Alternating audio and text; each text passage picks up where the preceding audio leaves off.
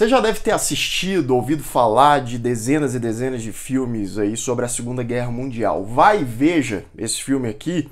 Ele também é sobre a Segunda Guerra, mas eu garanto para você que ele é um dos mais impactantes, viscerais e poderosos, justamente por retratar aquela realidade de uma maneira tão fria, crua e realista, por que não? Daquelas histórias que ficam na nossa cabeça e, afinal de contas, que diabo de filme é esse?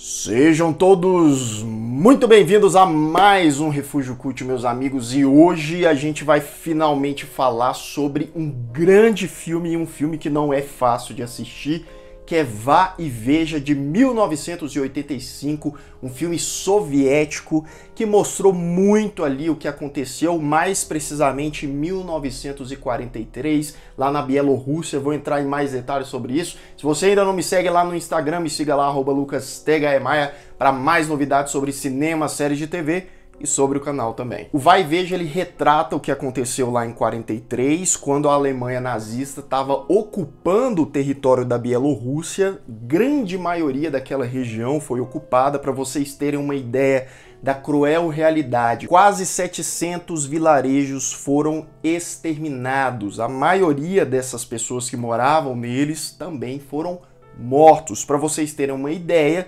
naquela região, 1/3 dela foi eximada. Mataram 1/3 da população, que é gente demais. E para intensificar esse cenário todo, a perspectiva do filme é através dos olhos de um garoto que guia a gente, né? Ele vai passando por cenários, ele vai descobrindo a guerra da pior forma possível. Deve ali ter os seus 13, 14 anos, morador ali junto com a sua mãe e suas duas irmãzinhas de um vilarejo bem pequenininho.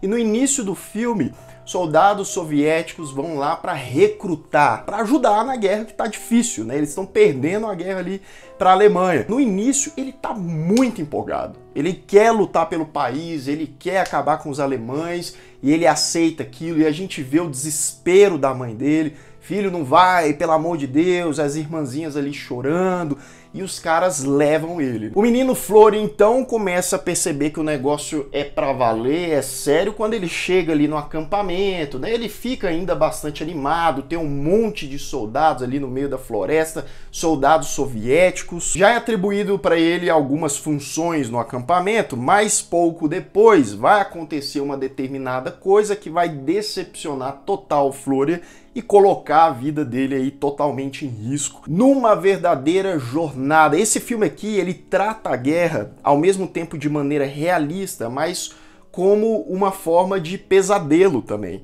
Porque o Florian, ele vai, né, andando por ambientações diferentes, conhecendo personagens diferentes e se deparando com uma situação pior que a outra. E quando eu digo isso, se prepare, principalmente da metade para o final, tem situações ali bem intensas. O filme é dirigido pelo cineasta russo Elen Klimov, que captura de maneira bem subjetiva ali, de câmera de mão, uma aproximação. Você tem uma imersão maior na história através dessa escolha de filmagem e de como ele utiliza a ambientação para contar aquela história. Você tem ali a destruição e não só isso, através da iluminação, da fumaça para todo canto, do fogo, poeira, destroços. E o Ellen também, ele usa elementos diferentes e formas diferentes de contar aquela história. Às vezes para um lado mais poético, às vezes para um lado muito mais realista.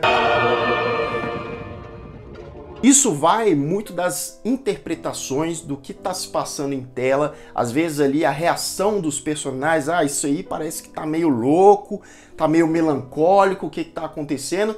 E de repente não tem espaço muito para melancolia, não tem espaço muito para loucura quando ela já tá dominando tudo. Só dá para os personagens sentirem aquela violência, aquele caos, é um negócio frenético. E muito do poder, do significado desse filme tá através da interpretação do protagonista. O Florian aqui é interpretado pelo ator Alexei Kravchenko. E o Alexei, ele, como eu disse, começa felizinho, tranquilo, como qualquer adolescente, e a transformação daquele personagem indo num poço de loucura quanto mais ele vai pra guerra e vê os horrores dela, você vê a questão física e psicológica muito presente no personagem.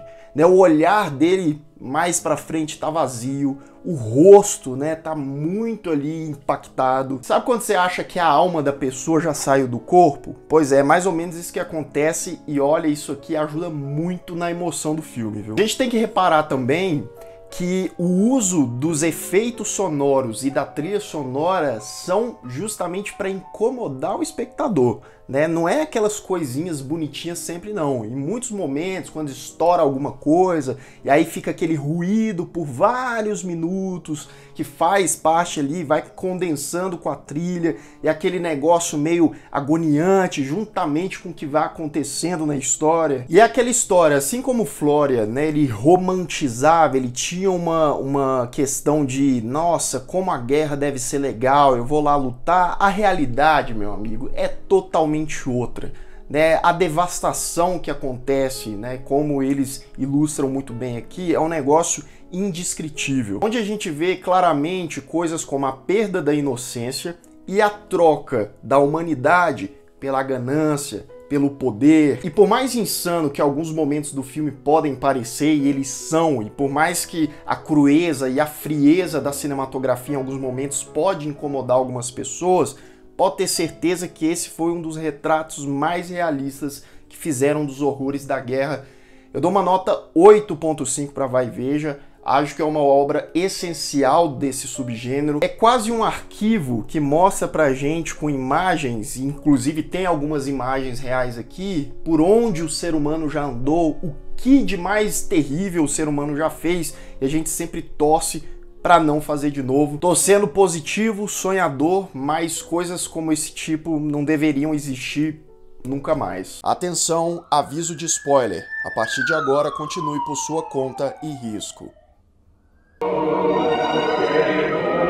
Bem, a primeira grande decepção do Flória é quando ele tá ali na floresta com o pessoal, ele é deixado para trás. Sim, o chefão lá fala, não, o menino fica aí para trás e tal, não se sabe se é porque ficou de certa forma com dó do garoto, se bem que é uma dó, vai deixar o menino sozinho no meio do nada, deu no que deu, é por isso que o Flória acaba passando muita coisa que ele acabou passando, ou se porque o cara achou que ele não ia valer de nada e tal, então fica aí e vai atrapalhar. Independente disso, o Flória fica surtado, né? Ele não sabe o que fazer, ele tá ao mesmo tempo triste porque não vai poder fazer o que ele queria, que era lutar pelo país dele, e por outro ele tá ali meio perdido, correndo risco de vida, até que no meio da floresta ele encontra uma jovem que também foi deixada para trás, a Glasha. E aí esse encontro deles é meio estranho, porque os dois estão surtados, os dois estão emocionalmente muito impactados. Então primeiro os dois se comunicam ali chorando, só chorando. E depois eles começam a dar risadas meio psicóticas ali, meio que, meu Deus, né? Olha onde a gente tá, onde a gente veio parar. E essa sensação dos dois é super válida, né? Por isso que foi covardia deixar os dois para trás. Porque começa a explodir bomba ali para todo lado. Os alemães já estão ali a todo redor, né? Começam a atacar dos aviões, bombas. Os dois começam a correr desesperadamente por pouco, mas por muito pouco eles não morrem e ficam mais impactados ainda. E aí tem uns momentos um pouco mais relax ali, enquanto eles tentam sobreviver, aí você vê ali um pouquinho do resquício da inocência, quando tá caindo uma chuva ali fresquinha e os dois começam a tomar banho, a dar umas risadas ali. O Flória então decide voltar com a Glasha pro vilarejo dele para ver se reencontra a mãe e as irmãs, mas quando ele chega lá já tá tudo devastado, ou seja, se ele tivesse ficado lá, se ele não tivesse sido recrutado, muito provavelmente ele já estaria morto. Então o Flória acaba por ser bem sortudo também, né? E aí tem um monte de corpos lá, mas ele nutre ali alguma esperança de encontrar a família viva. Aqui a gente tem aquela cena do lamaçal, que é uma cena também que dá uma certa agonia. Eles precisam atravessar um negócio de lama ali gigantesco, quase que eles não são levados para baixo, né? Mas depois de muito custo eles conseguem atravessar e aí eles encontram um soldado soviético que leva eles até um grupo de sobreviventes, uma galera que era do vilarejo dele, inclusive, mas infelizmente nem a mãe dele nem as irmãs sobreviveram. E o bizarro é que por mais que eles estavam, entre várias aspas, salvos ali naquele grupo, ali tá mais caos. Você vê que as pessoas elas estão desorientadas, elas estão sem suprimentos, sem comida, com medo constante, tem pessoas feridas, tem um cara que tá todo queimado ali, é uma cena, inclusive, bem impactante também. Nesse momento, o Flória tá assim, ó, no piloto automático, deixa a vida me levar, não tem mais o que fazer, mas ele tá muito, muito louco. Né? Nesse momento também eles cortam ali todo o cabelo dele, fica com o cabelo todo bagunçado. Ele tenta ser útil de alguma forma, se une a outros 3 caras ali, soldados, para buscar suprimentos. É uma missão de vida ou morte, eles meio que se despede ali da Glasha, né? Não sei se eu vou te ver mais. E aí é tiro para todo lado, é alemão por todo canto, né? Eles vão morrendo ali um a um. Tem aquele momento que só tem o Flória e mais um cara, eles conseguem roubar a vaca de um fazendeiro ali, sai correndo com ela, mas pouco depois os alemães já avistam ele, já atira no outro cara. Nem a coitada da vaquinha é poupada também, né? Você vê o sofrimento dela ali. Só mais uma vez o Flória consegue escapar por pouco de novo. Mais uma vez, correndo por sua vida, tentando sobreviver, o Flória consegue se abrigar na casa de um senhorzinho que ele dá de cara ali no meio do caminho. O senhor vai correndo com ele, porque tá vendo que os alemães estão vindo lá de longe e não é pouco não, tá? É muitos alemães. E aí eles entram na casa desse senhor, a família dele é gigantesca, tá todo mundo amontoado lá, só esperando como que vai ser o destino deles, porque os homens estão chegando. O que antes era só medo, era só, né, como será o nosso destino? Vamos, né, os alemães vão chegando de pouco, tomando ali um chazinho, comendo uma coisa, mas aos poucos o próprio Flória sai da casa ali do senhor e começa mais uma vez a ver um monte de coisa absurda, grotesca, que eles começam a aterrorizar a vila, né? Tira todo mundo de suas casas, amontou ali todo o vilarejo, uma espécie de celeiro, arrasta eles puxando das suas casas de maneira nada sutil.